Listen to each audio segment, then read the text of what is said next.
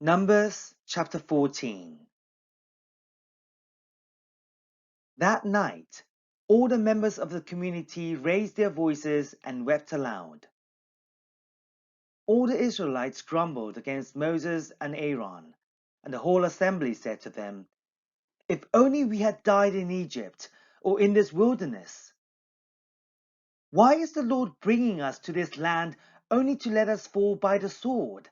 Our wives and children will be taken as plunder. Wouldn't it be better for us to go back to Egypt?" And they said to each other, "We should choose a leader and go back to Egypt."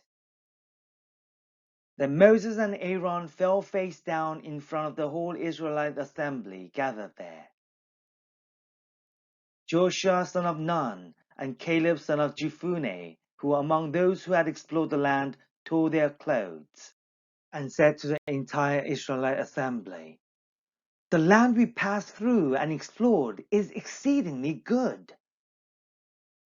If the Lord is pleased with us, He will lead us into that land, a land flowing with milk and honey, and will give it to us.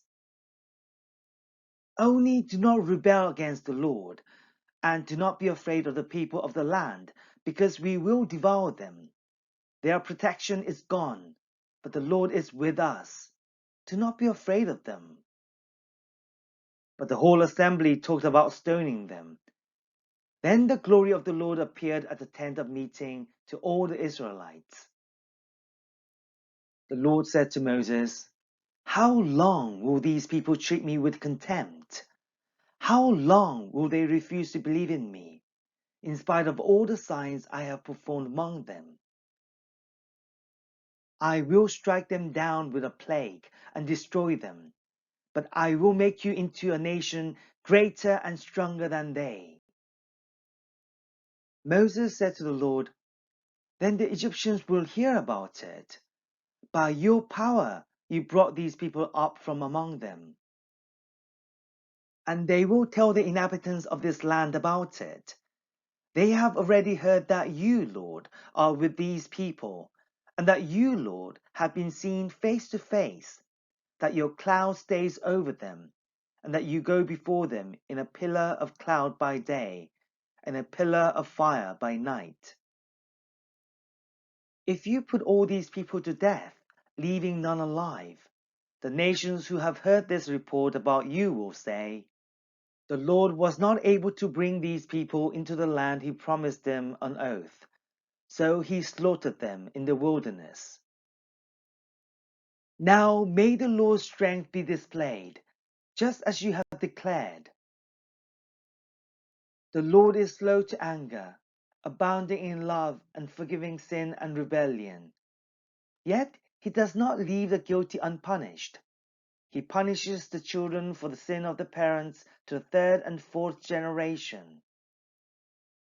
In accordance with your great love, forgive the sin of these people, just as you have pardoned them from the time they left Egypt until now." The Lord replied, "I have forgiven them as you asked. Nevertheless, as surely as I live, and as surely as the glory of the Lord fills the whole earth, not one of those who saw my glory and the signs I performed in Egypt and in the wilderness, but who disobeyed me and tested me 10 times, not one of them will ever see the land I promised on oath to their ancestors. No one who has treated me with contempt will ever see it. But because my servant Caleb has a different spirit and follows me wholeheartedly, I will bring him into the land he went to, and his descendants will inherit it. Since the Amalekites and the Canaanites are living in the valleys, turn back tomorrow and set out toward the desert along the route to the Red Sea." The Lord said to Moses and Aaron, "How long will this wicked community grumble against me? I have heard the complaints of these grumbling Israelites.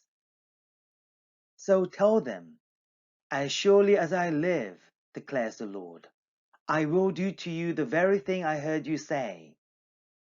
In this wilderness, your bodies will fall.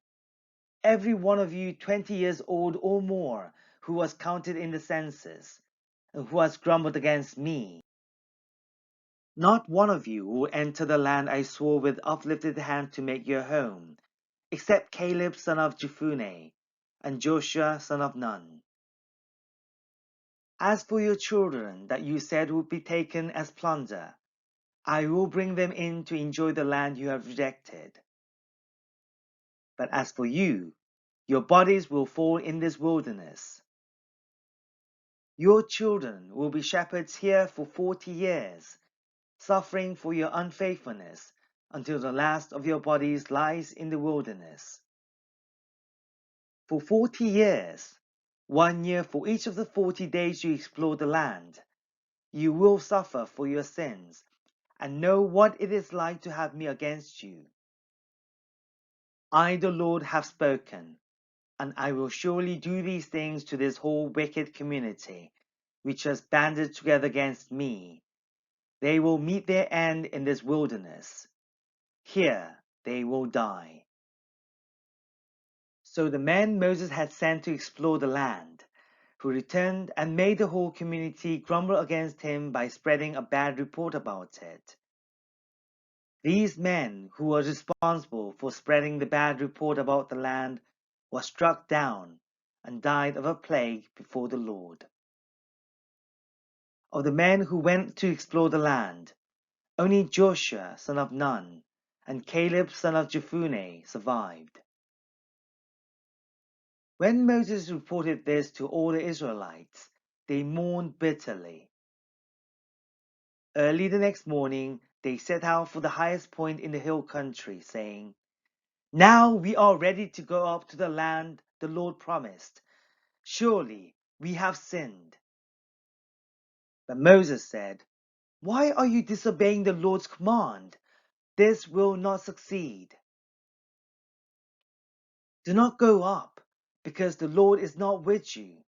You will be defeated by your enemies.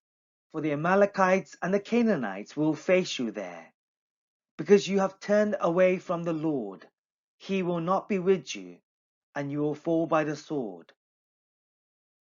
Nevertheless, in their presumption, they went up toward the highest point in the hill country, though neither Moses nor the ark of the Lord's covenant moved from the camp.